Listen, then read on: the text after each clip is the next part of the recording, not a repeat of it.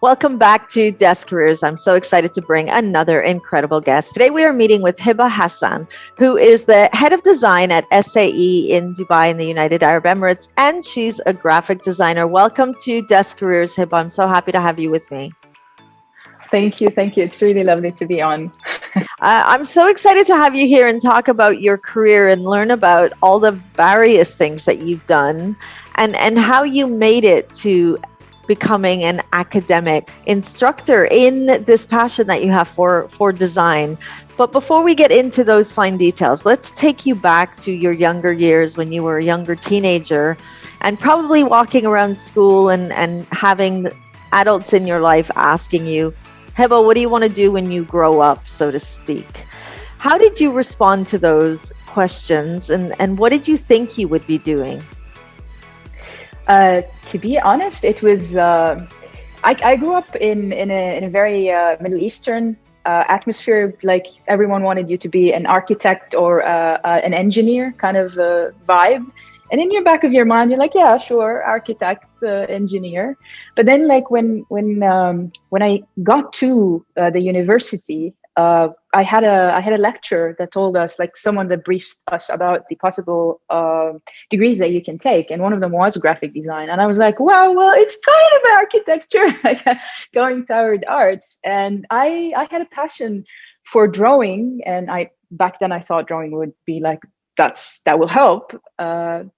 And then I just like dived in, and my parents supported that path as well. And after I graduated, I directly started working in the industry. And the interesting thing about graphic design is, like I was mentioning earlier, it's such a wide discipline. Like, yes, if you have drawing skills, which by the way, I didn't turn out to be very good at, it's just a passion. If you have good drawing skills, you can go into illustration. You could be an illustrator, and beautiful things like the art behind your back is on the wall that you have is definitely done by an illustrator. You could go with typography. Again, you have a small typographic sign up there, which is amazing. That's also a graphic designer can do that. You can also go into web design, digital fields. You can go into branding, which I ended up emphasizing in, and I'll explain as I go. And you could go into advertising, photography, and so on. So after I graduated, I also had this amazing interest in photography because I had like a new camera and, equipment and stuff. So instead of working directly in an agency or an ad house, which are possibilities for graphic designers to work at, I went into a studio where I learned proper photography. So the entire studio lighting and, how to compose composition.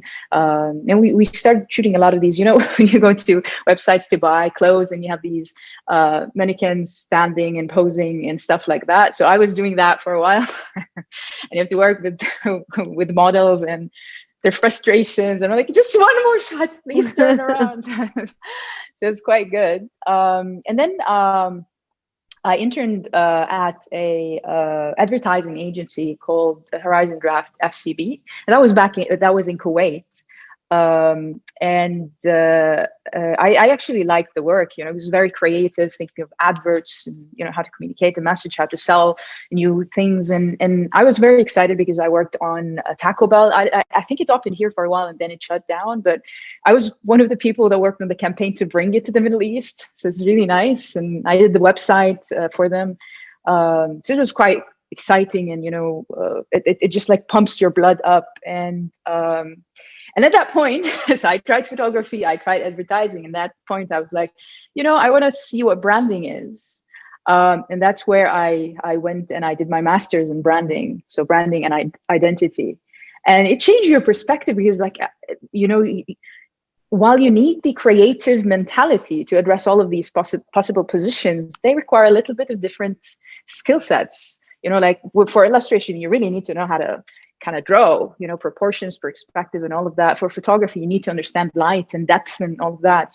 For advertising, you need to think of how can I capture attention in just 3 seconds, 5. Back then it was 6 seconds. Now it dropped down to 3. If you can't capture someone's attention in 3 seconds, khalas, you can't give them that advertising message. But then branding is a little bit different because with branding, you have to build loyalty. Yeah. So for example, like I tell this to my students all the time, like, we all know Coca-Cola. So if Coca-Cola comes out and tells you they have a car, you won't be like, come on. You'd be like, oh, interesting. I'm going to go try it. And like Coca-Cola just literally found a way to sell you black fizzy water. Can you imagine? And it tastes So so again, good. it's just exactly, and that is advertising and branding.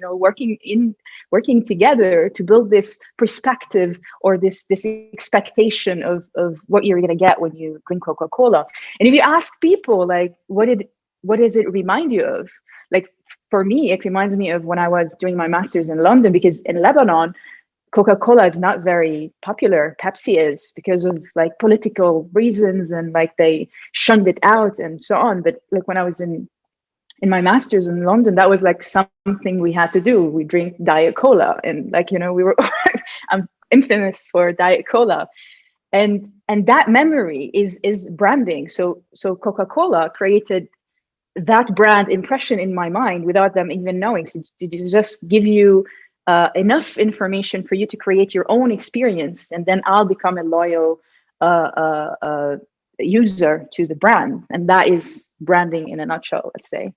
So after, am I still talking a lot? Should I Yeah, carry no, on? it's great. So I'm kind of, I feel like we're walking into the mindset of a graphic designer, and what I'm hearing you say is the work we do is about understanding the brand and being able to translate that brand so that they could gain a loyal customer. And so there you were, a young student, knowing that there was potential. I heard you say that you were open. Your parents were convinced she could do this, no problem.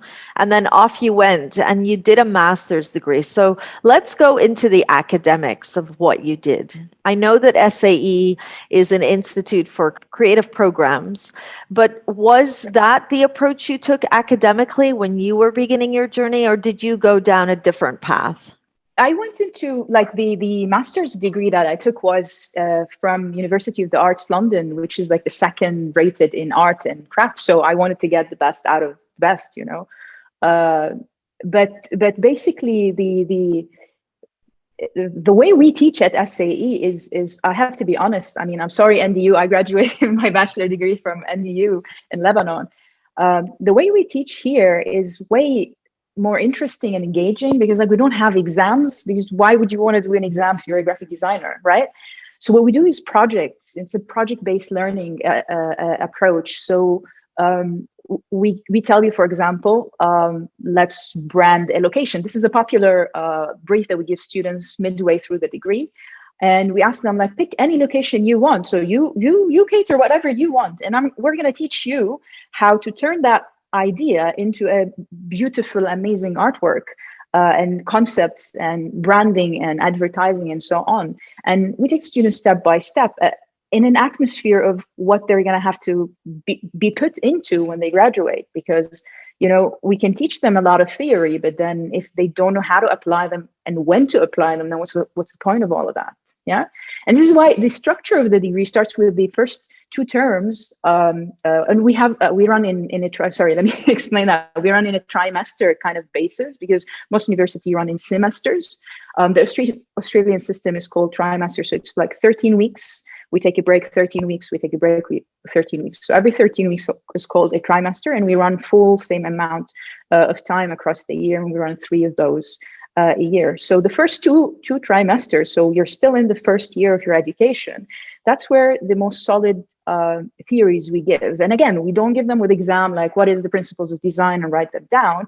No, we want you to demonstrate your understanding of these theories. And most of our lectures just run like, for me to introduce you to something, I introduce it through examples and ideas. And like the longest possible lecture would be like, I don't know, 10 to 20 minutes max of the teacher talking at the students, just to give them an understanding of the theory or the concept. Mm-hmm. So this is why it's really powerful. Amazing. So I love that you said, why would we want to make you do an exam if you're a graphic designer? And I think this is really important. And the reason I ask you that question, Hiba, is because young people believe, or many of them believe, that they have to go down an academic path regardless of what they're going to do. It has to go, and I have to go through that process that everybody talks about, that very traditional process. So here you are, you're in the industry, and you're saying, well, no, that isn't the best way. The best way is to put it in practice. You don't just want to graduate, you want to really understand how to use what you're learning in practice. So not only are you in the classroom teaching, but you're also in the field as a practitioner yourself. What is the industry like? What's it like? What should young people be prepared for if this is the type of work they want to do? Before I answer this, I just want to mention that, we also have, like, because we are a bachelor degree and we do fall under the structure of the requirement of a bachelor degree.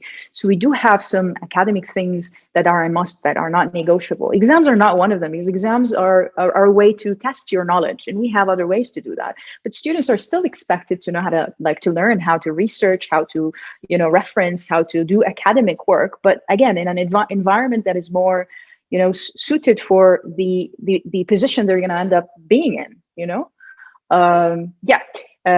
now that I clarified that a little bit, I will answer the industry. What's the industry like? The industry of graphic design is quite fascinating, and it moves quite fast, very, very quickly. Like, there's things that I graduated in 2009, and let's say 15 years passed, and I'm not going to do the math right, but a few years have passed, and it's changed drastically. The expectations for a graphic designer now is not just, creating, relevant art. It's actually communicating. And in fact, the degree is changing in title, and it's not called graphic design anymore. Most of the universities are calling it graphic design and visual communication, or even communication design, because the point of any visual we put out there needs to communicate a message. Otherwise, it's just a piece of art. And, a piece of art is very, I like it, I don't like it, but, it doesn't help the brand. It doesn't help our clients who want to push an idea out there. So the most important thing is the dynamic of being a graphic designer or visual communicator is you get the client, they have an idea, and they know who they want to say it to. What you do happens in between. So how do you package it? And how do you package it is how it's very dynamic. So you could do it through Instagram posts, you could do it through a website, you can do it through an app, you can do it through a flyer, which is very traditional. You could do it through an event, maybe an idea of an event. You can even create channels to communicate that message. And for that, I just want to mention this really awesome example that I give to the students, and they're like mind blown.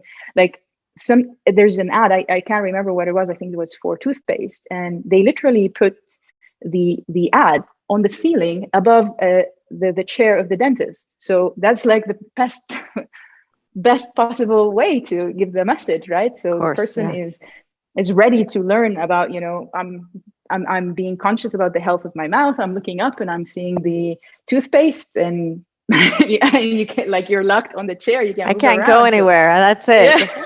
That is prime location. Prime location. Yes, exactly. So, would you say that it's a very competitive field? Is this something that is going to be really hard for young people to find work in? Or would you say it's not about being competitive, it's about being the best at what you do and being able to show that to the industry? It's a very, very beautiful question. The beauty of graphic design is everything requires a graphic designer or visual communicator. Like, I mean, look at your house, you have these illustrations at the back. Someone designed these, right? Someone got paid to make these, right? So that is one case. And you have, I don't know, the packaging. I'm looking at my desk with, my mouse. I mean, this logo, they needed that. Even if they're a technology and, company, they need to have that. And the even better thing about graphic design is that you don't need to be in an office. You can work anywhere. Like, I've done so much work to States, Oman, Kuwait, Saudi, you don't have to physically be there. You don't have to literally see the person or see the location. You don't have to. Sometimes it's better, but you really don't have to. So you can work from anywhere in any this industry. And of course, any skill is required. So sometimes, I also tell this example to students, like if your target audience is people with very low income and you're going to brand something, if you're going to brand something that is so high end, they're not going to buy it because they're going to feel scared. They're going to think it's very expensive.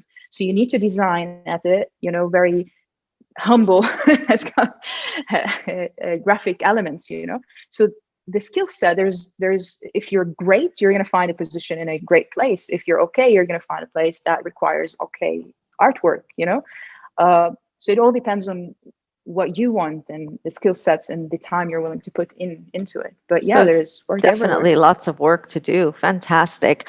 Let's go over your career highlights. I know that teaching is one of those highlights. You really enjoy doing that and inspiring the youth. What are some of the celebrations when you think back at your career? It could be something you've done or something you've created. What tops those exciting moments of Hiba's career?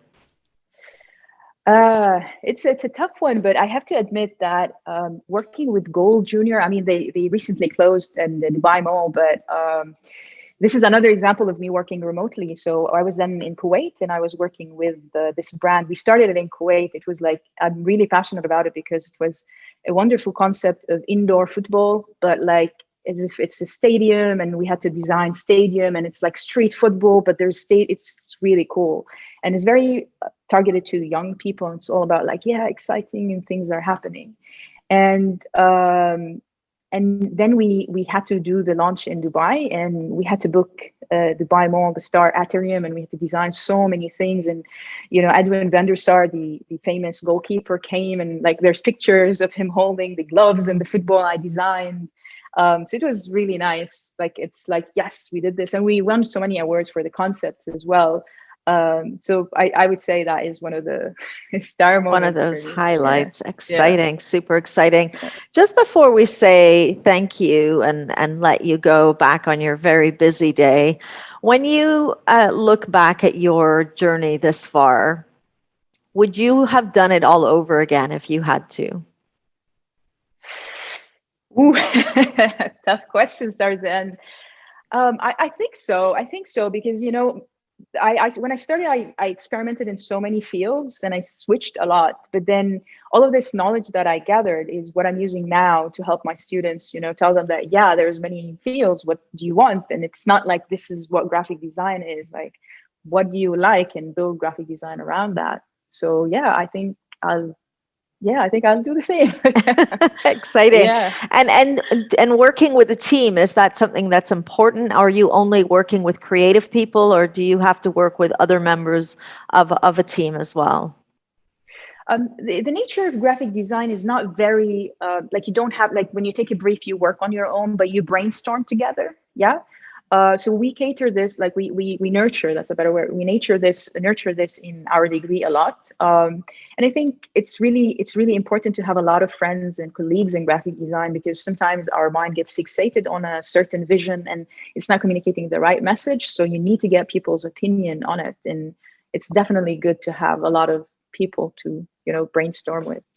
Yeah. I love it. Thank you so much, Hiba. Yeah. It's been so much fun talking to you today and learning about your journey. And you know what I noticed about colleagues that work with you at SAE and when they're talking about their careers, there's so much enthusiasm. I can feel it. And I love to know that you're at the front of that lecture hall and teaching the youth. They're very, very lucky. Thank you for being here and sharing. Thank you so much.